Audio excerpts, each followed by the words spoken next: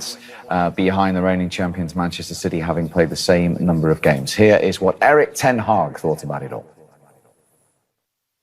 We could see that you were getting quite frustrated in that first half before Marcus found his first goal of this afternoon. Just get into that a little bit more. What do you think the issues were exactly? Oh, I don't have so much time here with you, but luckily we had a half-time.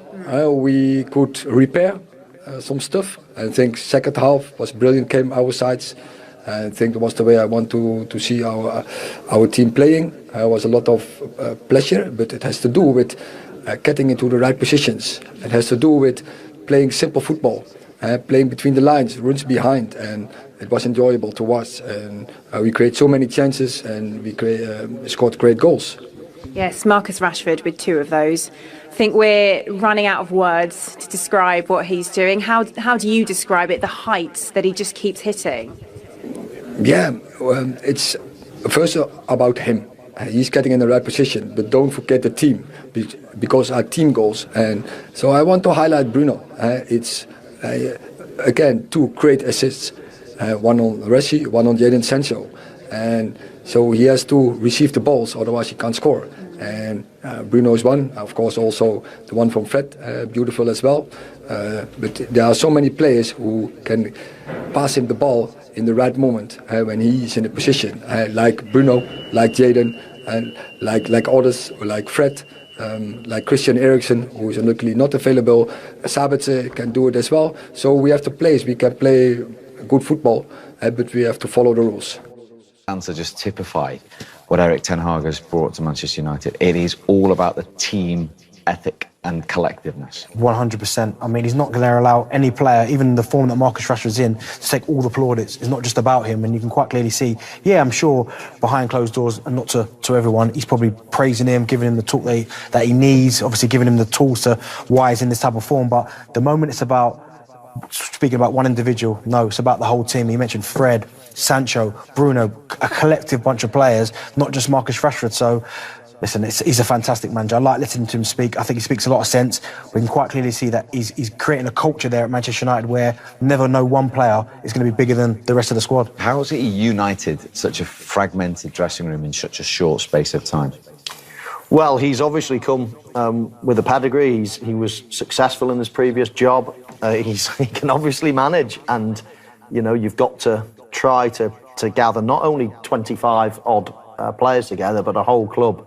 You know, training grounds are big places now, and you spend a lot of your life there, and trying to keep a great spirit amongst about 100 plus people is not easy.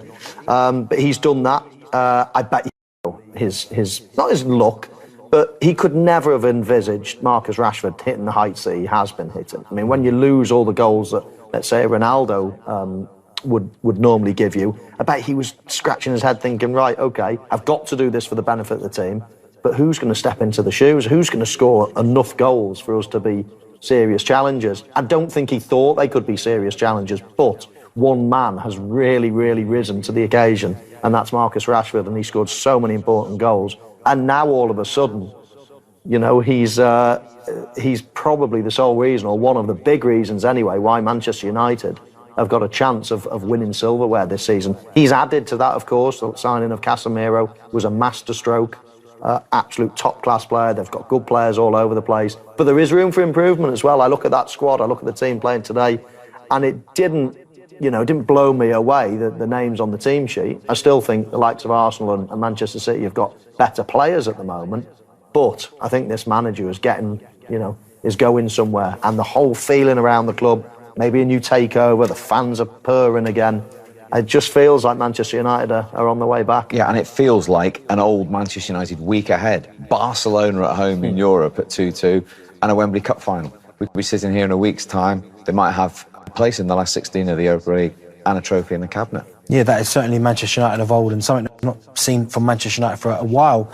But Erik Ten Hag deserves a lot of credit for that, because Mo spoke there about the Ronaldo scenario. That could have gone either one of two ways, because a lot of people weren't sure whether it was the right decision, taking all that goals out of the team, big personality, but he knew what was good for that dressing room. And Marcus Rashford almost single-handedly went, well, if he's going to go, I'm going to be the man to step up. He's done that. but I'm sure I agree with Michael. I'm not quite sure he would have believed he would have scored that many goals. We all know Marcus Rashford's a good player, but if you look at the past couple of seasons, he hasn't been at his best. But it's almost like a weight's been lifted off his shoulders, and he's going to repay the manager with the faith that he's shown in him, and he's scoring every single week. But not only that, he's playing really well. Yeah, and I just go back to the Jose Mourinho analogy when he first came to England with Chelsea. Before he won all those trophies, he won the League Cup in February. And he said many times that gave the group a taste of winning and a mentality to win. So therefore, in his first season, this time next week, the cup final will have just finished at Wembley. If United can do that, can you see a similar taste for this group of players? Absolutely. I think everyone can see it. Everyone can feel it. Everybody now believes in Ten Hag. Even if you're not a Manchester United fan, you're probably looking at them thinking, uh-oh, they're on the way back. So it's happening. And whether it happens, at the weekend... Do you think it will? Probably, I think Newcastle have been a little bit unlucky. Obviously, the goalkeeper situation, 1 or 2 injuries. They're not in the form that they were earlier on in the season. It all points to a Manchester United win at the moment. And as you say, if that happened, then all of a sudden you can just feel this momentum starting to gather. And you can already feel it. It's a question of when. But if they can do it this weekend and get that first bit of silverware, then you can see it sort of, happening quicker than anybody had envisaged, really. Because that could be a watershed moment. It's 6 years since they won anything, Manchester United. Yeah, it could be the start of things to come. We know that Manchester City certainly have had a dominance on this trophy for the last few years, and look at the kick it gives them. I mean, they win it every single year, and all of a sudden, second half of the season, they're right at it. But if Manchester United could go on and win this in Ten Hag's first season, then I think it will be a bit of a worry for other teams, because you're right, they've got the whole takeover news come in. They're certainly a lot closer to the title than a lot of people thought. Everyone at the start would have said Manchester City, Liverpool. Well, it's been Arsenal that's been the team pushing Manchester City, but Man United are right there or thereabouts. And if they were to win that Carabao Cup, which I'll probably make them slight favourites, then you'd have to say certainly from now to the end of the season, they are right in that title race for sure. The other side of the story then from Old Trafford in a moment, the Leicester captain James Maddison first, the manager Brendan Rodgers. Well, Brendan, having started so well, I imagine that's a tough one to take, isn't it? Yeah, I thought first half we were excellent. We created the best opportunities and we looked a real threat. De Gea makes a great save, and obviously Kells has a chance at the back post. We probably needed to speed up the game in the final third a little bit more to get more opportunities, but we looked a real threat and played a good game. And then obviously we make the mistake for the first goal, and that was probably the best chance they had. And Marcus is in great form, so he's very, very clinical in that moment. But at half time we're well in the game. Just got to come out and get control of the ball again and start passing it, and we didn't quite do that. We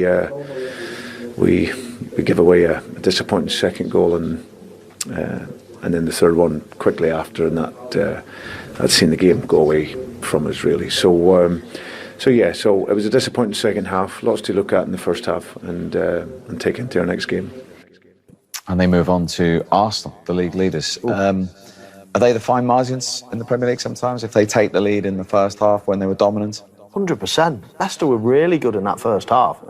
And we showed 2 saves there from De Gea, but there was also many breaks where the final finish wasn't quite up to scratch, and they outnumbered Manchester United in certain periods as well. So in that first half, they could have easily been ahead going to half-time. They would have been scratching their heads thinking, how are we losing? They've hardly had a kick. They've hardly had a chance.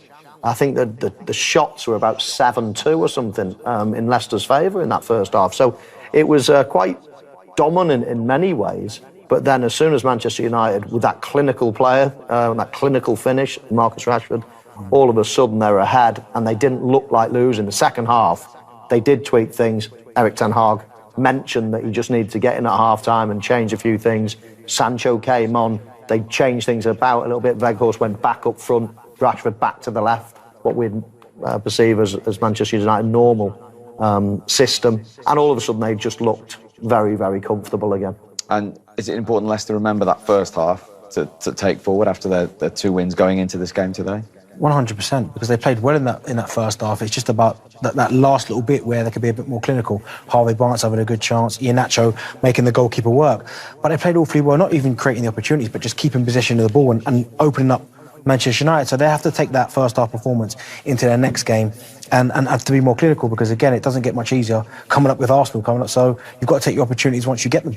Just back to United, the fact that they were in front at half-time with a clinical striker, not playing well, and in the lead, is that just exactly where they're at the moment? Oh, when things are going well, it just flows, doesn't it? You know, when things aren't going well, you're missing chances, and somebody goes up the other end and has one kick on your goal and it goes in. It's like, it just happens like that. Football's a cruel game sometimes, but when you've got someone like Rashford in really good form, confident as he's ever been, then you've always got a chance, and it showed again today. Gentlemen, thank you for your company as always today. So Manchester United and Spurs, the winners on this Premier League Sunday. Both